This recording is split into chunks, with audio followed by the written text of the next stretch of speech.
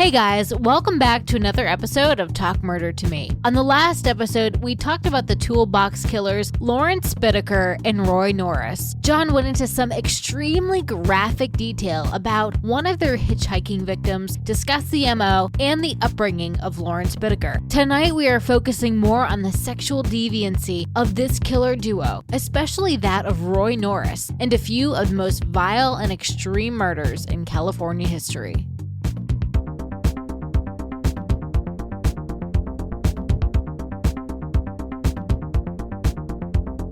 So now I'm taking you to June 24th, 1979. We're going to the Pacific Coast Highway in Redondo Beach. Oh, that's such a pretty road. Have you ever driven on it? No, I've only been gorgeous. to the airports. You in know the what's West close Coast. to there? Huh. Buca de Bebo. Buca de Bebo. Buca de Bibo! All right, so for you guys on YouTube, I'm doing the Google Earth right now. Ooh, We're going to pretty. California, right there on Redondo Beach. I would like to go.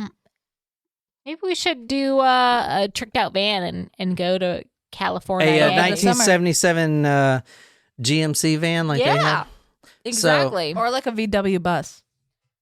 So the Google Earth here that you're seeing, I kind of I jumped back out of here because I'll try to get on the main highway, because this is where the killers Lawrence and Roy Norris are picking up their victims on this strip right here. Now this is current day, so it doesn't look as like it did in 1978, but you get the point. It's the main highway. Was it like less I mean, industrialized? yeah, less. I mean, everywhere was less industrialized. But also, let me zoom out right quick. I want to show you where they're dumping bodies. So I'm going to zoom out, and I'm a little drunk. It was obviously in the morning time, so 10 a.m. What are you talking? What are you doing while I'm working during the day? All right, I'm so concerned. so I zoomed out here because I want you guys to see where they're dumping bodies. Hawaii? You see Buca de Bebo? Oh my God, yes! Did you put that in there on purpose? No, that was It's like his pastor. save from last episode. If we But- do go skip West Coast, we have to go to Pea Soup Anderson's. They have the best pea soup ever. All right, so this is where they're deciding to dump the bodies, and this was Lawrence Bittaker's suggestion. The San Gabriel Mountains is actually a heavy dumping site for serial killers working at this time. They all dump their bodies out there. Quote working. I love how you use I that. love seeing that in all the true crime books I read. They always say They're all serial working. killers are working. I mean, it is their job, and a lot of them it is because they actually rob the people too. So it is their profession. True, but does it pay out well? Jen's considering a career change. Considering how educators get paid. How can I supplement my income? Other than this podcast. Yes. All right, so right now I'm taking you to the very first murder. So the beginning of the podcast episode, I took you to the very last. Now I want to show you the progression, the escalation of violence and torture. So in order to do that, we're going to go to the very first. And things are a lot simpler on the first. They're not as gruesome, let's hope. Who you're looking at right now is Lucinda Lynn Schaefer. If you want to try to guess her age. 17. I was going to say 19, yeah. She is 16 years old. Okay. And I'll talk about this a little later, but when the murder duo, Lawrence and Roy, got together, they decided, I mean, because they literally sat down and had a powwow. Okay, I think we should get a van. Yo, dude, let's get a van. Let's trick it out with all this torture stuff inside. And let's go pick up these girls and rape and torture them. So what they thought in their head, and this is what they decided. They decided this. They wanted to rape and torture and murder a female from the age of 13 to 17. That they wanted to hit every age. 13, 14, 15, 16, 17. Like the fucking What? fact that they had the plan wrote to do this that. out and planned this So- is just beyond me. So when they're looking for victims, it's important to know that they're actually saying, how old do you think she is?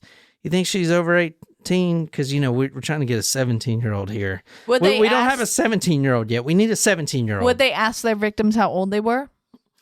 They didn't actually line up exactly with that plan, but they got pretty close. And I guess they did ask, you may lie if you're the girl. Like, yeah, I'm older than I. Well, today you certainly would. Yeah. So this is actually the first murder that they've done together. Now, they've had a bunch of dry runs, quote, dry runs, which is proven they did pick up all these women because the authorities found over 500 Polaroid photos of different women, and a lot of them weren't murdered. They were just picked up. And the ruse was, hey, we got a van. It's the 70s. We got some weed. You look like you're 16. You're mad at your dad. You want to smoke some weed. We're going to the beach kind of shit. You know what I'm saying? Come on in. That's kind of the ruse. So when you say their dry runs, did they rape them too and just not murder, or they did they just pick them up? Literally picked them up. They said they had 20, which is probably pretty accurate. They had 20, just picked them up and then smoked weed, dropped them back off at the beach. It's like crazy, But they were trying to get used to that. Now, this was a shotgun game to them. So what I mean by that is they approached hundreds of girls and only a few got in. And even half of their victims that they actually killed didn't even get in, which we're going to talk about willingly. They were actually like forced in or shoved in. And that's the beauty of having the Murder Mac van with the sliding door. Because, you saw in movies where this van pulls up, a sliding door opens. And then they pull them in, yeah. And you just pull the victim right in and just keep driving. It's pretty perfect for that, abduction technique. Anyway, who you're looking at now is Lucinda Lynn Schaefer. She's 16 years old. She is blonde. And, you know who she reminds me of? Yeah, Meg something. The actress. Were you gonna say Meg Ryan? No, I was thinking of the girl little Meg Ryan. I was gonna say whoever plays in the Kill Bill or something. No, the one that's in Sunny. It's Always Sunny. Oh, yeah. D. Yeah, you don't think it's more Meg Ryan though? I do see Meg Ryan. I do. I was thinking Meg Ryan. So she is, both. I don't want to say it, but 16 years old. She's very pretty, blonde. She has, her eyes are kind of, she kind of looks like an old soul to me. The photo you're seeing now, she's actually fishing. She's got her leg up. She's very young, happy looking. Feathered hair. What does that mean, feathered hair? The Farrah Fawcett look. Yeah. Blonde. Yeah, blonde. She's, so this is her, Lucinda Lynn Schaefer. Not much is on these victims. This girl was 16. How much is going to be available? So much life for her left to live. Honestly, I look up all these victims. I want to find stuff, but there's nothing. So the girl that I was talking about, I don't know her name, but she's also in Curb Your Enthusiasm. Oh. She plays Cheryl's sister. But I would say she looks like a Meg Ryan to me. She has that face. The eyes are kind of spread out a little bit. High cheekbones. High cheekbones. Smiling. Anyway, she's walking on the highway, hitchhiking. Obviously, a van pulls up. The Murder Mac van pulls up. She actually refused the ride. Oh, okay. The van parks down the road because, she's the proper age. They don't have this is the first, but they want to start. Okay, let's get a 16-year-old. We know she's 16. So she says no, thank you, and then they drive forward and then park later, along her path. Yeah, they drive a few blocks down, and then Norris actually gets out and he pretends to work on the van. Oh my God, something's with the carbonator broke or whatever. He's got the hood up. The hood up, you working on it. And then as soon as she walks by, they just literally just push her in, because that's all you got to do is just push her in. The side door opens up. So they push her in, and that's it for her. So Lucinda is instantly gagged. The radio is turned up per the MO. Bittaker drives toward the San Gabriel Mountains, and the photo you're seeing now, I can put it on talkmore.com, is just a regular photo of the San Gabriel Mountains. You can see it's kind of desolate. There's lots of places to be. There's lots of places to have a van and rape someone without anyone coming up, type of thing. Now, Norris was the first to rape Lucinda, and here's how they would do it. They pull up to the San Gabriel Mountains, isolated, no one's there, off the beaten path. Let's say Norris is going to rape first. Bittaker says, all right, you got an hour. He gets out, he walks around the perimeter. He makes sure no one's coming. He makes sure no one's in the vicinity, and he kind of keeps an eye out. He gives Norris about an hour to rape. And then he comes back, and then when Norris is finished, they basically switch spots. Then Norris goes out, he takes a break and smokes a cigarette, whatever, walks around, makes sure no one's there. And they basically just switch spots raping the victim.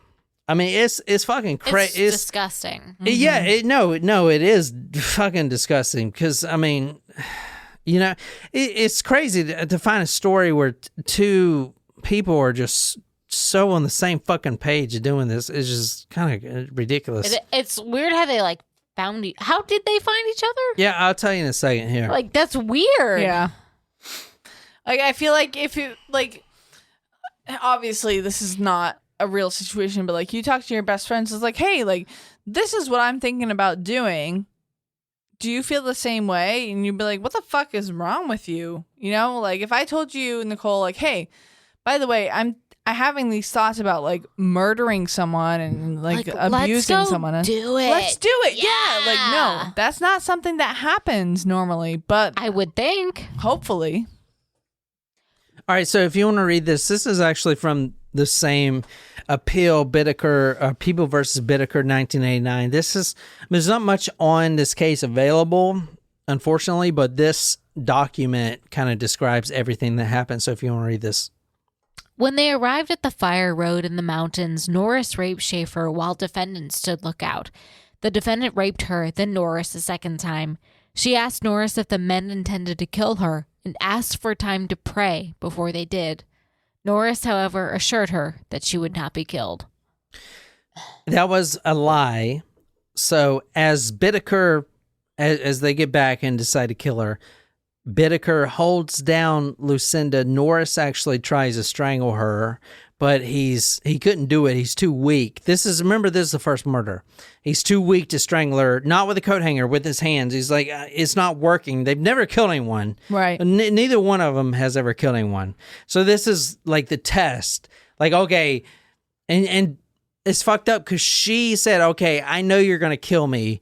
You've been raping me. And she wasn't getting the pliers in the vagina and stuff like that, but it was one guy would rape her for an hour, another guy would come and rape her for an hour, then they would switch over and over and over. So eventually she's like, if you decide to kill me, just let me pray first.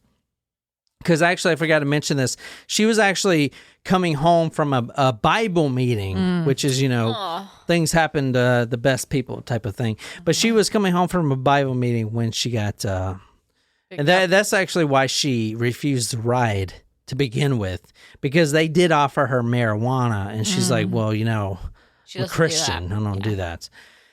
So anyway, she said, just if you kill me, and I'm sure it's not like that. It's like, oh my God, if you kill me, just please let me pray so I can get right with the Lord.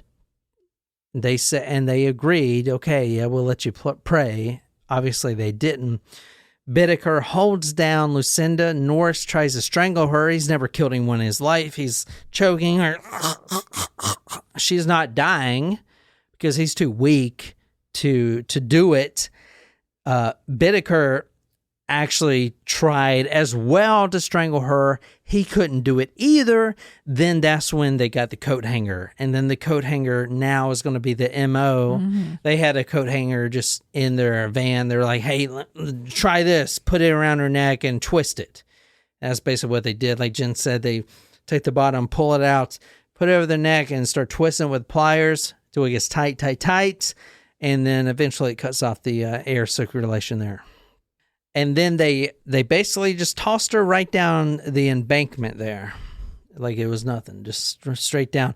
And one of the reasons they chose the San Gabriel Mountains, and remember, this is Bittaker, the one with the high IQ. Right. They chose the mountains because, well, tell me a reason. Tell me a couple of reasons you would choose a mountain. Well, But besides, isolation, Yeah. I mean, what else? well, I mean, normally, people will hike up, but like if you throw her into a valley or something, you may not see the body. Yeah, that's a good point. What about the remains? Oh, animals. There you go. Boom. That was one of the main reasons of the animals. They wanted the animals to scatter the remains, which is smart. And a lot of people and a lot of serial killers use the mountains for that reason. All right, so this is a picture right here of Roy Norris. Look at this spread out he's got. There's like a peanut butter jar. Hustlers, guns. A gun? Yeah, he's got one big bag of weed. He's got that is a huge bag of weed. Yeah, that's some oregano right there. This dude's got it made in the shade, man. Actually, yeah. So Norris, the reason they got caught, which I'll talk about here in a second, is because he was selling weed. So that is a huge bag of weed. I didn't notice that. It's a good call. I'll put this photo on talkmurder.com. There's a pistol there. It looks kind of like a Glock, and it's kind of hard to see. But he's got what is the other stuff? Playboy, Hustler. Yeah, Hustler. Oh, that's a Hustler. Peter Pan. Peter Pan. Peanut butter. Peanut butter. Shit, good call, Jen. Bread. Like Wonder Bread. It's a weird selfie to It's a selfie before What selfies is that, were like a a thing. calculator? What is that over there? A T-84.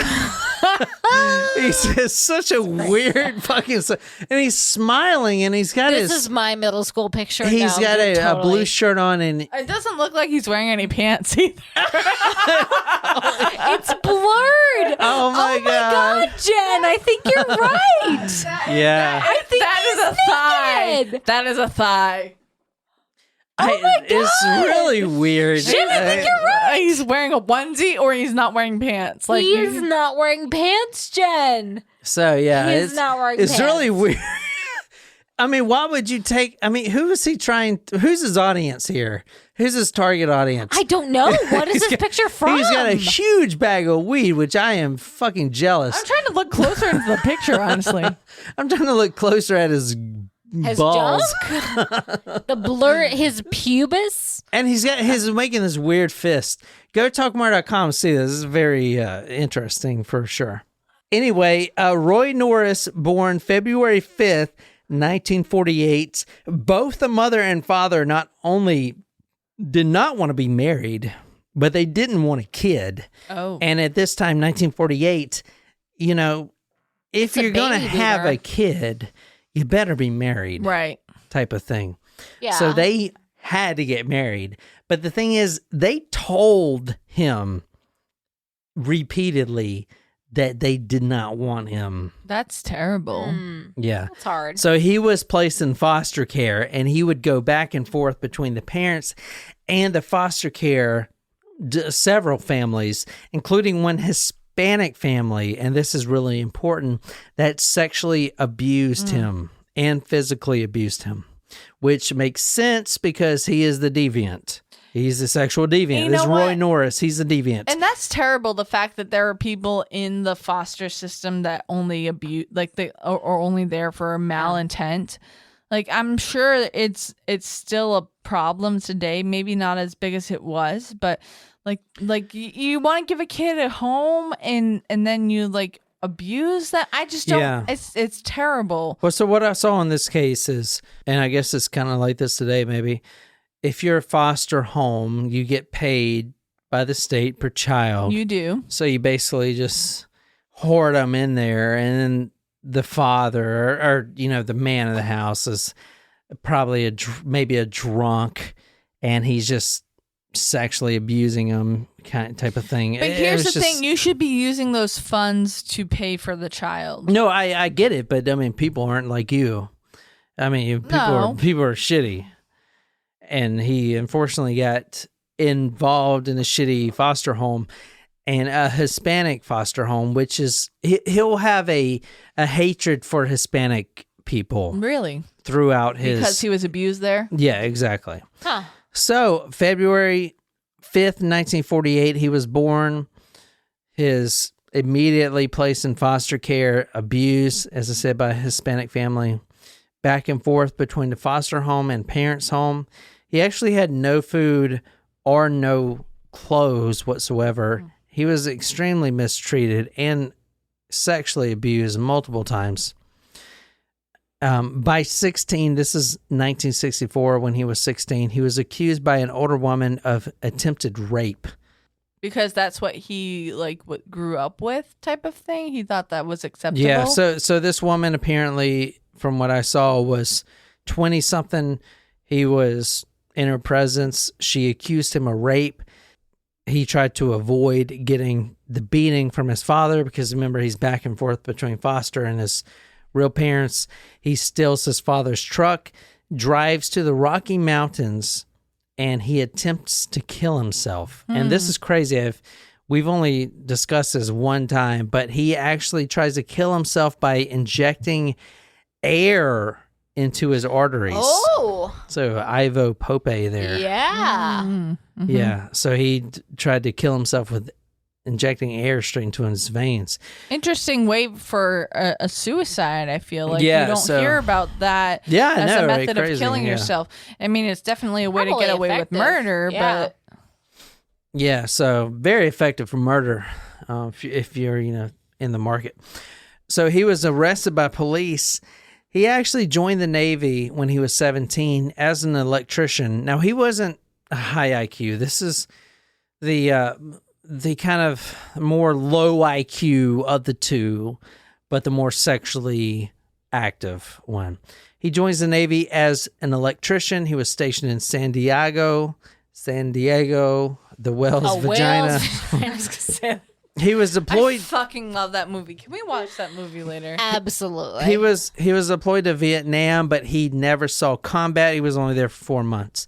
There, he got addicted to heroin and marijuana, which I remember a couple of guys got really addicted to heroin over in Afghanistan. Really? I mean, dude, I remember this one guy. I just got at this a little base, if you want to call it that. And this kid, he was 22, and he was like, "Yo, you wanna come party with us?" I mean, and there was no one at the base, but this dude, I feel bad because he was such a cool kid, but you could tell he was injecting this shit that they found in the fucking Afghan fucking mountains, the poppy seeds and shit. I mean, it was just dude, fuck. That makes me want bagels. It was no, not really, bro. I gotta go fucking kill all these people, but maybe later type of shit. Ooh. I mean, I felt bad. I don't know where he's at now. I kind of thought about him earlier, but at 21, this is 1969, he starts attacking women, and he was actually discharged from the Navy for psychological disorders. At the age of 21, he forced his way into a taxi, which was operated by a female at the time. He attempts to rape her. He was arrested and charged with rape, assault, and attempt to commit rape. At 22, he attacks another woman at her home. He actually walks up to the door, tries to solicit, "Hey, I'll clean your blinds. I'll sell you some fucking magazines." And he tries to force his way in, attempts to rape her. Luckily, the police shows up, and before he could harm her, that was 22 years old. So you see the difference between him and Bittaker. Yeah. He is, this guy, holy shit. At 22, he tried to rape another young female student at San Diego State University. He actually hits her over the head with a rock, Ted Bundy style, hits her over the head with a rock, and she falls down. She bashed, and he takes her by the scruff of the neck, the hair of the neck, and starts bashing her head in the sidewalk. Oof. I mean, this is attempted murder right here. Yeah, sounds like it. And for whatever reason, he was only charged with assault with a deadly weapon, with the rock. He got 5 years for that I can't say this prison name, Atascadero State Hospital. Atascadero? Atascadero State Hospital. A psych evaluation said that he was, quote, severe schizoid personality, end quote, released on 5 years probation in 1975. 3 months later, he attacked a 27-year-old woman walking home in Redondo Beach. He offered her a ride on her motorcycle, and he actually twisted a scarf around her neck as he tried to rape her, and he dragged her into bushes.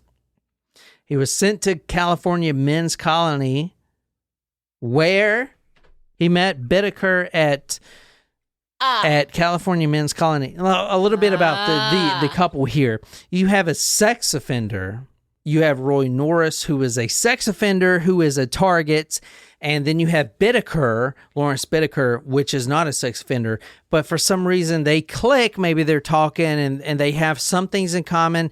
And then Bittaker actually saves Roy Norris at least twice, from what I saw, from getting beaten by fellow inmates. I mean, because they don't like sex offenders. Right. And we all know that. Yeah. Roy Norris is about to be bashed by like 3 or 4 different inmates. And then Bittaker, Lawrence Bittaker, sticks up for him for whatever reason. They have, I don't know, whatever in common. He just doesn't want to see it. Eventually, when he sticks up for him about twice, maybe more, they form this weird friendship. Remember, Bittaker is the guy that he likes to rob, and he, my family left me. I gotta make up for it. I'm gonna kind of cause destruction. Right. Then you have Roy Norris, which is like my family sexually assaulted me. My foster parents, they raped me. Now I gotta just do that to everyone else. So they kind of form this weird, unique bond in this California's men prison. And then that's when they start coming up with this idea, okay, when we get out, and at the time when Norris got out, he was living with his mother, and they were still coming up with this idea, let's really do this. Let's really go and abduct and rape these women. Right. Like, it's crazy because they were like, okay, let's do this. It's like having a business plan. Okay, it's like, let's do this podcast. Okay, here's what we got to do. Patreon, whatever. They're like, okay, let's fucking rape these women. Here's what we got to do. Buy a van, whatever. It's fucking crazy if you think about it. They view it as like a business plan. Exactly. And you have Lawrence Bittaker as the high IQ one, making all the firm decisions. And then you have Roy Norris like, oh yeah, I can't wait to fucking rip her nipples off. I mean, it's fucking nuts, man.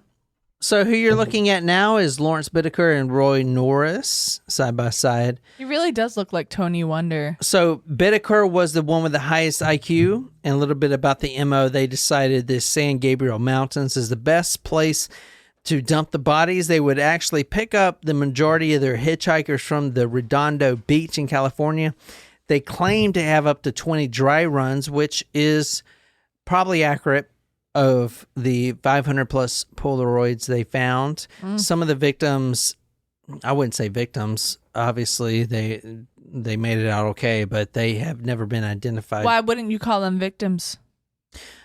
Because they weren't raped or whatever. They were just the dry runs. They come on in, smoke some weed, let me take a picture, and then I'll drop you off type of thing. So no assault occurred. No assault. Yeah, that's what I mean. So there's a lot of Polaroids that... So would you call them targets instead? Yeah, maybe? Targets, yeah. But they have never been identified even to this day. I would still call them a victim even if they weren't sexually assaulted because they were dry runs. Yeah, no. Well, you know what I'm saying. Go on. So... their MO was they would pick up these girls and offer them marijuana. It was the time, obviously, the 70s. And let's see, the goal for them, they actually talked about this goal, was they wanted to rape, torture, and mutilate a girl of each age between 13 and 17. So they wanted to do a 13, a 14, 15, 16, and a 17-year-old. Why did they pick those ages? Because they're fucking perverts. I guess that's fair. All right, let's go on to the next murder. All right, this one we're going to talk about a twofer here. This is Jackie Gilliam. She is, how old do you think she is on the left there? 15. Yeah, she's 15. And her best friend, Leah Lamp. 14. 13. Oh. That's a 13-year-old girl right there. They look older. Yeah, she does look a lot older. Why do they look older than they are? Is it because it's the a girl age thing? I mean, the makeup. I mean, her hair's all done. No, I mean, I feel like maybe they look because of the time period. They look different. I don't know. Does that? I don't know, sense? but that girl is 13 years old right there, and she is still a virgin, as you're about to see. So this is September 2nd, 1979, is where we're going tonight. They were both hiking near Redondo Beach, September, so they're going to go get some sun. They were offered marijuana, and they accepted, a 13-year-old and a 15-year-old. I mean, what are you going to expect, really? So as soon as they got into the van, immediately Roy Norris hits Leah Lamp, the 13-year-old, with a plastic bag, and this is from the actual court appeal, a plastic bag filled with weights. Ooh. So, paper weights, 5 pound, 10 pound, whatever. Slaps her over the head with it, the back of the head. She goes unconscious, obviously. She wakes up, tries to escape. Roy Norris jumps out of the van. This is broad daylight, keep in mind. Twists her arm behind her back and basically pulls her back into the van, slams her back into the van. Shit just got real. Y'all all having fun. Now we down to business. Oh, we're not having fun. All right. If you want to read this, is from the Bittaker People versus Bittaker, 1989. Neither Bittaker nor Norris was sexually interested in Lamp. Bittaker set out to rape Gilligan. Learning that she was a virgin, he set up a tape recorder to record her cries during the rape. No. After Norris also raped Gilligan, he retired the girls, and all remained in the van overnight. So now they're in the San Gabriel Mountains. So they abduct these girls. They were willing to come in. Yeah. You got marijuana? Fuck yeah. As soon as they got in, the Norris and Bittaker start driving, but they didn't go to their destination. They took the off-road going towards the mountains. The 13 and 15-year-old girl, it's like, where are you going? You're not going the right way. They kind of know what's going on. Oh, shit. We fucked up. We shouldn't have got in this van. And then that's when it starts going on. They get to the San Gabriel Mountains, and they decide to take the girls overnight camping trip there in the Gabriel Mountains. They're going to rape the girls overnight and then decide what to do in the morning. Now, they did give the youngest one, at maybe both, but they did give the 13-year-old sedatives to kind of keep her calm and make her not run. They actually take turns sleeping, Roy, Norris, and Bittaker. They take turns sleeping. The next morning, Bittaker takes the 13-year-old, Leah Lamp, up to the hill. He's got his Polaroid camera, and he actually forces her to suck his dick. And I mean, she's never done this before. Oh, so yeah, you're 13 years old. God. Yeah. And like you're literally not in high school yet. Like, how dare you? Yeah, this is very upsetting. Not well, they did want a 13-year-old. I don't care what they fucking want. I know, but I'm saying, like, this is, they had an 18-year-old, which was too old.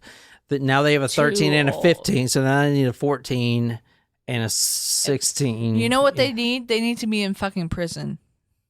That's what they need. Amen. And this is from the appeal right here.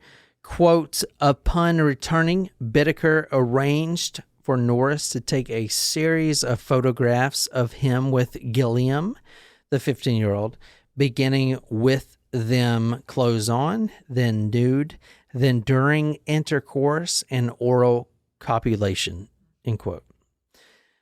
They actually returned to the van, and the girls were on sedatives. This was in the morning.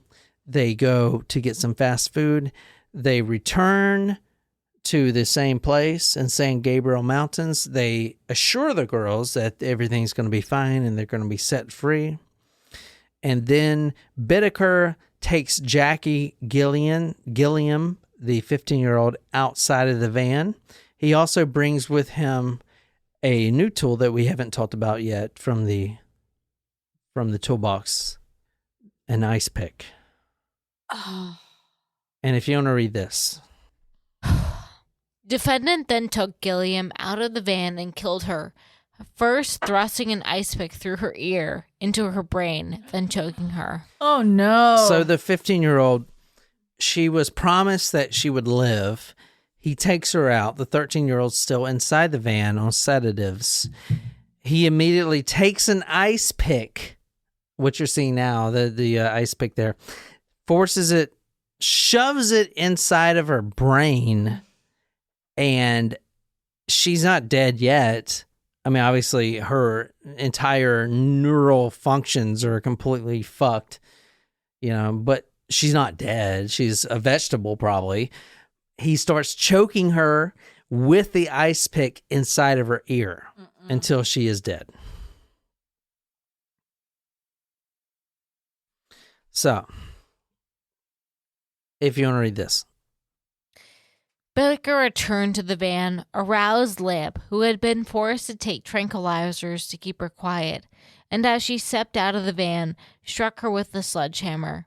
Bittaker choked Lamp, while Norris struck her with a hammer until she was dead. The men threw both bodies over the embankment.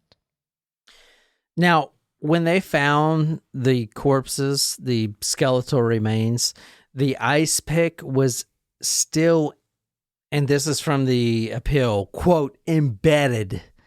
It was basically fused with her skull. That's how hard he shoved it in there. It was literally a part of her skull.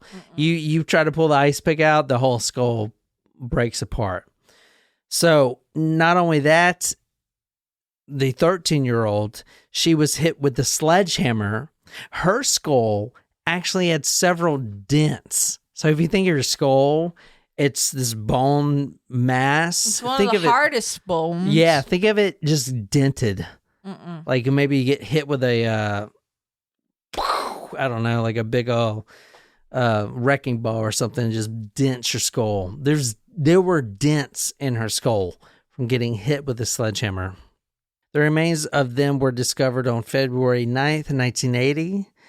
And like I said, Gilliam's skull still had the ice pick embedded in it. It was fused in it. And Lamp's skull had the dents still inside or still a part of her skull. So that is, I'm going to kind of let you guys relax here. There was one other murder that we didn't cover, but what we did cover tonight was we started with the most gruesome and last murder. Then we went to the first murder, and then we went to the twofer murder where they picked up two girls. So there was one other, and it was very similar. So how are they caught? That's a really good question. They were actually caught because Roy Norris, sees a prison buddy, an old-time friend, and he starts bragging about it, bragging about the rapes, showing the photographs. Look at all these photographs. I was doing this, that, and the other to her. And this guy, whoever he was, went to the police and was like, this is fucked up. This guy is killing these young girls, yada, yada, yada. And it's actually funny because Roy Norris was put under police surveillance, as he should be. But here's the thing with these guys. Right after the last murder, what we talked about of Shirley, they had a murder attempt, a rape attempt that went sour, and the female got away. So they were already under the radar. So now he starts bragging. This person comes forward, tells the police he's under surveillance. And it's actually funny because he gets caught under surveillance selling weed. And that's how he's arrested. They have to arrest him because he's doing something illegal. They arrest him, which is good because now he can't murder anyone else. And now they just got to build a case. So that's how it works. So they have him held up. Now they got to build the murder case. And immediately Roy Norris turns on Bittaker. This guy made me do all this stuff. He's the mastermind. He did all this stuff.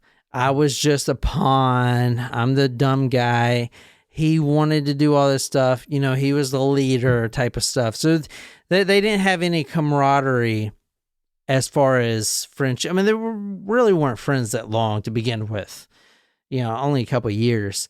But immediately, Roy Norris turned on his buddy there, saying he was the mastermind. He did everything. You know, I was just along for the ride type of thing. Even though he's the one that was sexually pulling that's what I was going to say. I mean, that's just what it is. So they were both released around the same time? Did I miss that? From jail? Didn't you say that Bittaker... No, they met in jail. They met in prison. But were they released around the same time? Yeah, so they actually, that's a good question. They planned this whole thing in prison, and then it was literally, okay, you get out. And it was about a year for the other one to get out, but they planned this, and then one of them waited for the other one to get out type of shit. I mean, what the fuck? Like, he literally waited a year, and then they bought the van. I mean, they were like looking forward to this the whole fucking time. Yeah, I mean, like, that's like, I mean, this is, and I am not trying to be insensitive by saying this, but that's like when you're an adult and you see a friend and it's like, oh my God, we need to get coffee, but then you never get coffee. You're made up and make plans. Like, you wait a whole year to like murder someone and rape someone. That's like, it's just like pathetic. You know what I'm saying, Dequeeze? Yeah, I get exactly what you're saying. Yeah, so if you want to, this is it's from a local paper here. Sex torture slayer sentenced to death. So this is Bittaker they're talking about. So convicted rapist murderer Lawrence Sigmund Bittaker had been sentenced to the gas chamber by a judge who said there was absolutely no question as to his guilt in the gruesome 1979 for torture and slaying of 5 teenage girls. Norris started bragging to an old prison friend, like I said. They arrested him November 20th, 1979 for selling weed because they had him under surveillance, and they had I guess their protocol was if he's doing something illegal, they had to take him in. So they took him in, and he ratted out his friend Bittaker. He actually took a plea deal, 45 years. Whoa. Which, if you can count, ended it's about here. Now? Well, about a few years ago. Oh, fuck. So about a few years ago, he was, No, he's ready to get out. No. So let me talk about Bittaker. He filed more than 40 frivolous complaints. He was the one, he was got death row. So one got death penalty and the other one got 45 Norris. years. Yeah, Norris, the one that was sexual deviant, got 45 years. Bittaker got death penalty, but he filed up to 40 frivolous lawsuits, including one that was cruel and unusual punishment. Do you want to guess what that was? What happened in that instance? What happened? Take a guess. What did they do to him? For cruel and unusual punishment of an inmate. Probed him. They gave him a prostate exam. He went to get his lunch tray. No, I'm not making this up. His chocolate chip cookie was broken in half. I'm gonna fucking cunt this guy. Did you say cunt punt? Yeah. He filed. Now this is a. I feel like that is underutilized in today's society. It is, but it's not funny unless you're talking about something like this shit. And we're deserved. Yeah, he was a nuisance to the court system.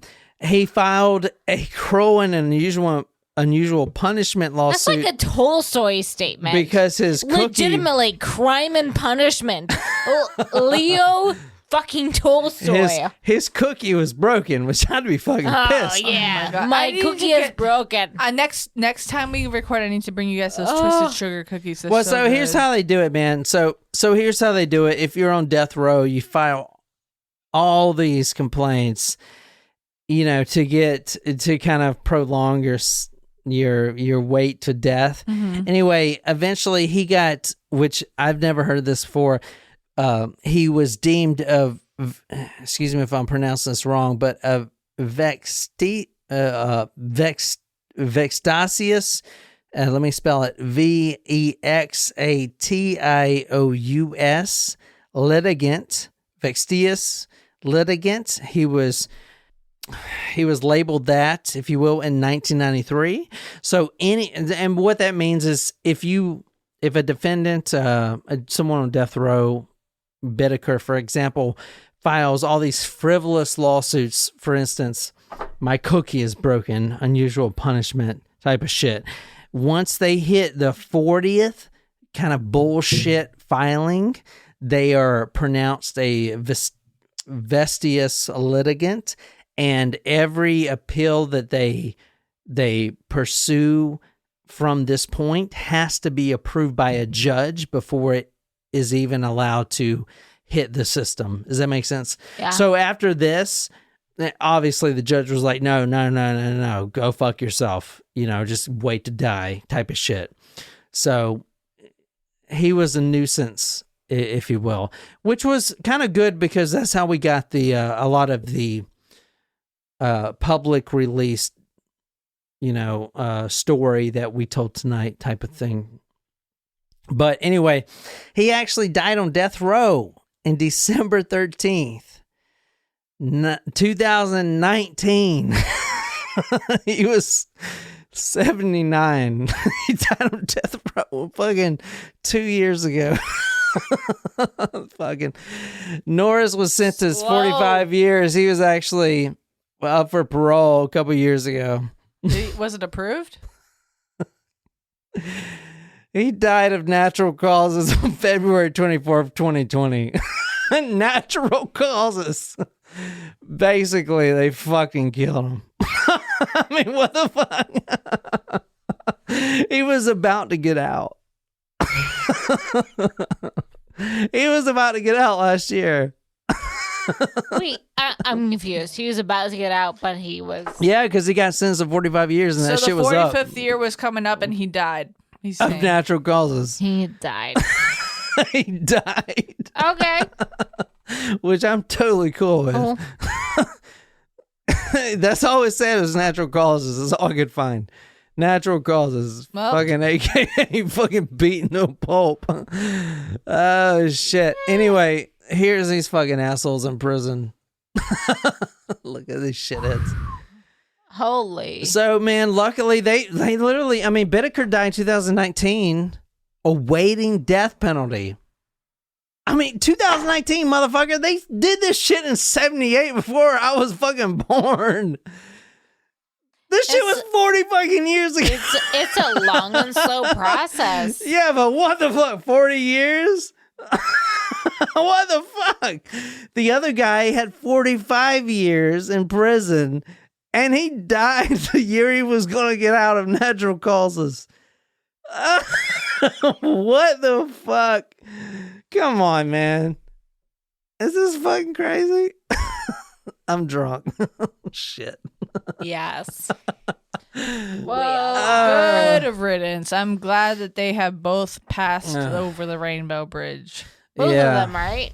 Yeah. They're both dead. Both of them dead. Good riddance. Last year, man, I mean, he was about to get out. I mean, he was about to get out. That's why I saw natural causes, man. I mean, 72 is old. But fuck, my grandpa's like 95. Right. He's still fucking kicking, dude. Yeah. And 72, I'm thinking, man, they fucking off that dude. 72 is not the young. It's not. It's old, but it's young. Right. But thank God, interesting, man. Yeah. I mean, fuck that guy. Look what he did.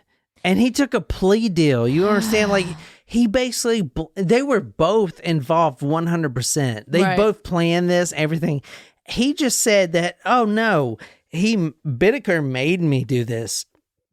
He was the mastermind. Their most recent mugshots is a stark cry from who they looked like. Yeah, for sure. Yeah, so the mugshots right here, you have Roy Norris on the left, very mad looking guy, Very bald, old, just, I mean, it's hard to describe. His eyes are just slanted. He's just mad at the world.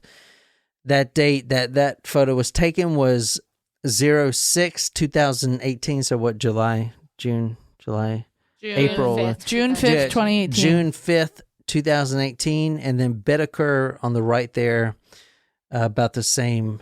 June 12th, 07. Yeah, 07. And he actually died first, waiting for death row.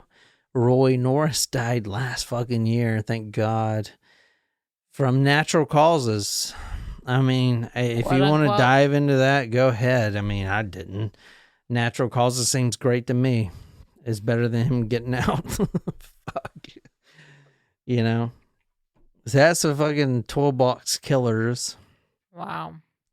Roy Norris and Lawrence Sigmund Bittaker. Any questions? No.